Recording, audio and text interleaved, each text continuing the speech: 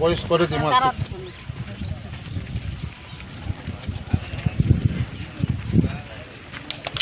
मोदी है तो मुमकिन है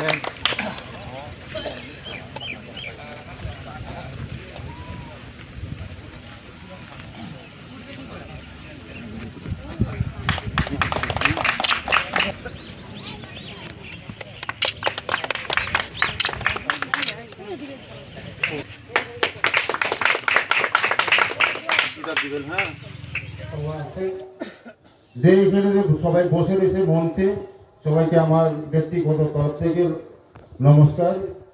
আর যারা এখানে বসে রয়েছে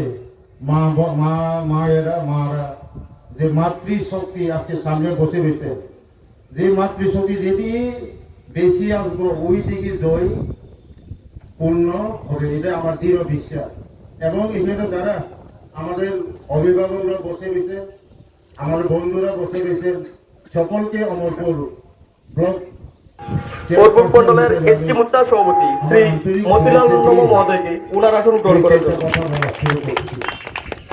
দর্শক অনুরোধ করব অমরপুর মন্ডলের সদস্য শ্রী রণজয় জমাতিয়া মহোদয়কে ওনার আসন গ্রহণ করার জন্য আঞ্চলিক তার সঙ্গে অনুরোধ করব পূর্ব মন্ডলের সদস্য শ্রী সতেন রিয়াং মহোদয়কে ওনার আসন গ্রহণ করার জন্য।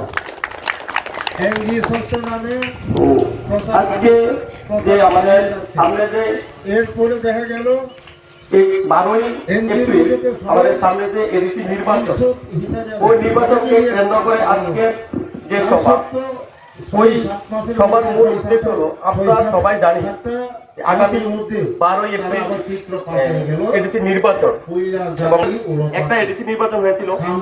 আমরা দেখেছি ওই এডিসি নির্বাচনে আইটিএফটি এবং বিজেপি জোটে সরকার ভোট চলছিল বা সরকার চলছিল।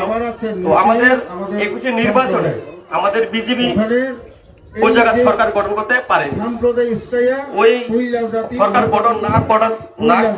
গঠন করতে না পারাতে আমাদের যে এডিসির যে কাজ করুন, এডিসির যে উন্নয়ন আমরা কিন্তু পরে পার্টি আসবো, এটা চলে গেল। এরপরে আবার 4-5 মাসের মাথায় কি হলো, গ্রেটার ট্রিব্যুনাল। গ্রেটার কাকে বলে? আইপিএফ তো গ্রেটার ট্রিব্যুনাল, যেটা এডিসি ডিমার্কেশনের যে এরিয়ার মধ্যে তারা আলাদা রাজ্য চাইছে। গ্রেটার মানে কি, এর চেয়ে আরো বড় অঙ্কে, যেমন কাকড়াছড়া, আসাম কিছু অংশ, মায়ানমার কিছু অংশ নিয়ে তারা গ্রেটার ট্রিব্যুনাল বলে করব। এটাও সাম্প্রদায়িক উস্কাই আওয়াজ শুরু করতে গেছে যে আমাদের জনজাতিরা সরল সোজা। ওই হিসেবে মন্ডলের এসটি মোর্চার সভাপতি শ্রী মতিলাল নন্দম মহোদয়কে ওনার আসন গ্রহণ করার জন্য দর্শক অনুরোধ করব অমরপুর মন্ডলের সদস্য শ্রী রণজয় জমাতিয়া মহোদয়কে ওনার আসন গ্রহণ করার জন্য তার সঙ্গে অনুরোধ করব পূর্ব মন্ডলের সদস্য শ্রী সতেন রিয়াং মহোদয়কে ওনার আসন গ্রহণ করার জন্য।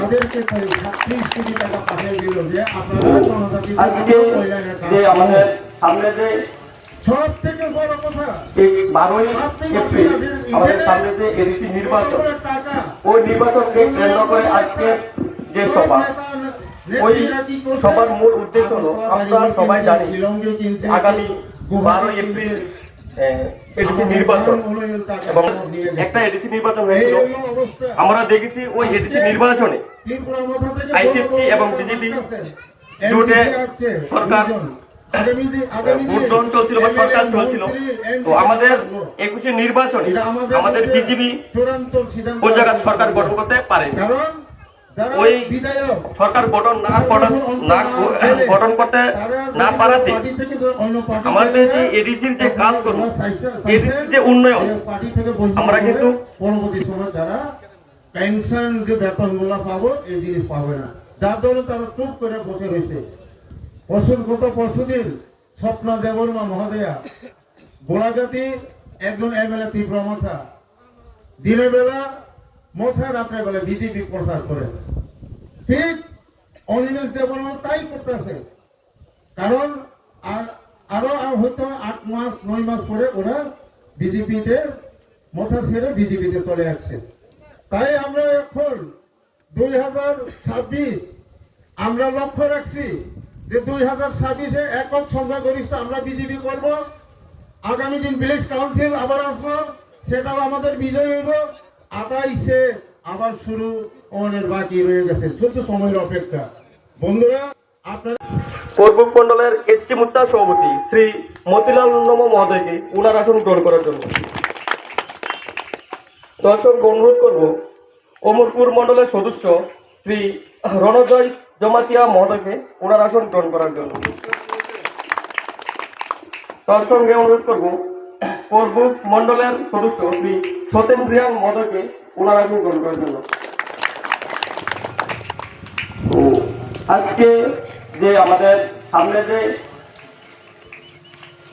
12ই এপ্রিল আমাদের সামনে যে এডিসি নির্বাচন, ওই নির্বাচনকে কেন্দ্র করে আজকের যে সভা, ওই সবার মূল উদ্দেশ্য হলো, আমরা সবাই জানি যে আগামী 12ই এপ্রিল এডিসি নির্বাচন, এবং একটা এডিসি নির্বাচন হয়েছিল।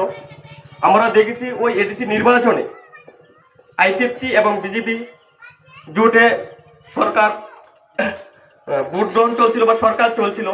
তো আমাদের 21-এর নির্বাচনে আমাদের বিজেপি ওই জায়গায় সরকার গঠন করতে পারেনি।